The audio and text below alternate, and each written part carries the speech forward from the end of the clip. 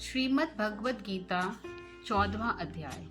श्री भगवान बोले, ज्ञानों में भी अति उत्तम उस परम ज्ञान को मैं फिर कहूँगा जिसको जानकर सब मुनिजन इस संसार से मुक्त होकर परम सिद्धि को प्राप्त हो गए हैं। इस ज्ञान को आश्रय करके अर्थात धारण करके मेरे स्वरूप को प्राप्त हुए पुरुष सृष्टि के आदि में पुण्य उत्पन्न नहीं होते और प्रलय काल में भी व्याकुल नहीं होते। हे अर्जुन, मेरी महान ब्रह्मरूप मूल प्रकृति संपूर्ण भूतों की योनि है अर्थात गर्भाधान का स्थान है और मैं उस योनियों में चेतन समुदाय रूप गर्भ को स्थापन करता हूँ। उस जड़ चेतन के संयोग से सब भूतों की उत्पत्ति होती है। हे अर्जुन, नाना प्रकार की सब योनियों में जितनी मूर्तियां अर्थात शरीरधारी प्राणी उत्पन्न होते हैं, प्रकृति तो उन सबकी गर्भ धारण करने वाली माता है और मैं बीज को स्थापना करने वाला पिता हूँ। हे अर्जुन, सत्गुण, रजोगुण और तमोगुण ये प्रकृति से उत्पन्न तीनों गुण अविनाशी जीवात्माओं को शरीर में बांधते हैं। हे निष्पाप, उन तीनों गुणों में सत्वगुण तो निर्मल होने के कारण प्रकाश करने वाला और विकास रहित है और सुख के संबंध से और ज्ञान के संबंध से अर्थात उसके अभिमान से बांधता है।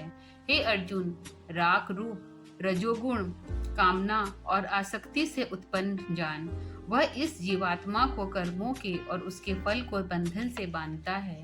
हे अर्जुन, जब देहाभिमानों को तो मोहित करने वाला तमोगुणी तो अज्ञान से उत्पन्न जान, वह इस जीवात्मा को प्रमाद, आलस्य और निद्रा के द्वारा बांधता है। हे अर्जुन, सत्वगुण सुख में लगाता है और रजोगुण कर्मों और तमोगुणी तो ज्ञान को बढ़ाकर प्रमाद में ही लगाता है। हे अर्जुन, रजोगुण और तमोगुण को दबाकर सत्वगुण और तमोगुण को दबाकर रजोगुण, वैसे ही सत्वगुण और रजोगुण को दबाकर तमोगुण होता है और अर्थात बढ़ाता है। जिस समय उस देह में तथा अंतःकरण और इंद्रियों में चेतनता और विवेक शक्ति उत्पन्न होती है, उसी समय ऐसा जानना चाहिए कि सत्वगुण बढ़ा है। हे अर्जुन, रजोगुण के बढ़ने पर लोभी प्रकृति, स्वार्थ बुद्धि से कर्मों का सकाम भाव से आरंभ, अशांति और विषय भोगों की लालसा ये सब उत्पन्न होती है। हे अर्जुन, तमोगुण के बढ़ने पर अंतःकरण और इंद्रियों में अप्रकाश, कर्तव्य कर्मों में प्रवृत्ति और प्रमाद अथवा व्यर्थ चेष्टा और निंद्रादि अंतःकरण की मोहिनी प्रवृत्ति ये सभी उत्पन्न होते हैं। जब मनुष्य सत्वगुण की वृद्धि में मृत्यु को प्राप्त होता है, तब तो उत्तम कर्म करने वालों के निर्मल दिव्य स्वर्गादि लोकों को प्राप्त होता है।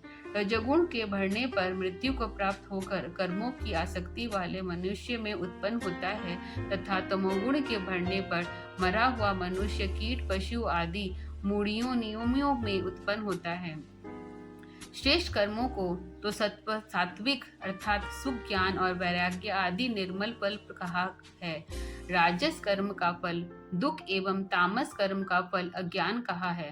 सत्वगुण से ज्ञान उत्पन्न होता है और रजोगुण से निसंदेह लोभ तथा तमोगुण से प्रमाद और मोह उत्पन्न होते हैं और अज्ञान भी होता है।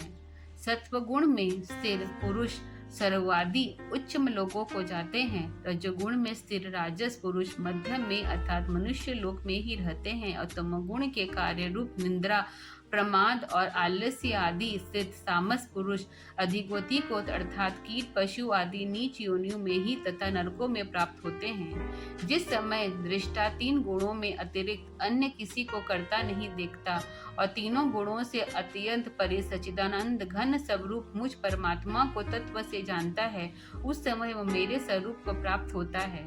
यह पुरुष शरीर की उत्पत्ति के कारण रूप इन तीनों को गुणों को उल्लंघन करके जन्म, मृत्यु, वृद्धावस्था और सब प्रकार के दुखों से मुक्त हुआ परमानंद को प्राप्त होता है। अर्जुन बोले, इन तीनों गुणों से अतीत पुरुष किन किन लक्षणों से युक्त होता है और किस प्रकार आचरणों वाला होता है तथा हे प्रभु, मनुष्य किस उपाय से इन तीनों गुणों से अतीत होता है।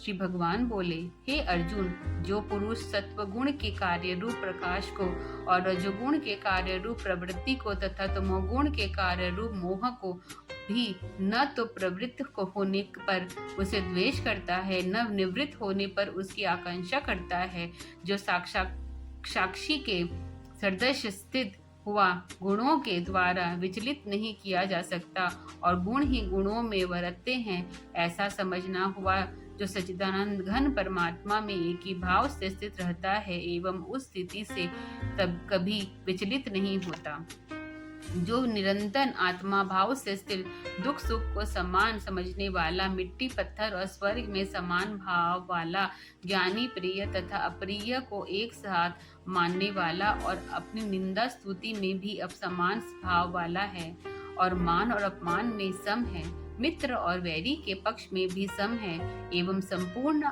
आरंभों में भी कर्तापन के अभिमान से रहित है, वह पुरुष गुणातीत कहा जाता है।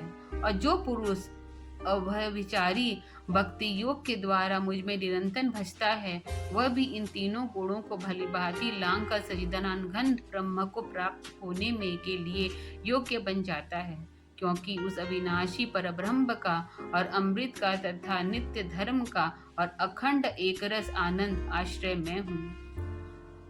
14वां अध्याय समाप्त। कल हम 15वां अध्याय सुनेंगे। आगे देखने के लिए सब्सक्राइब करें।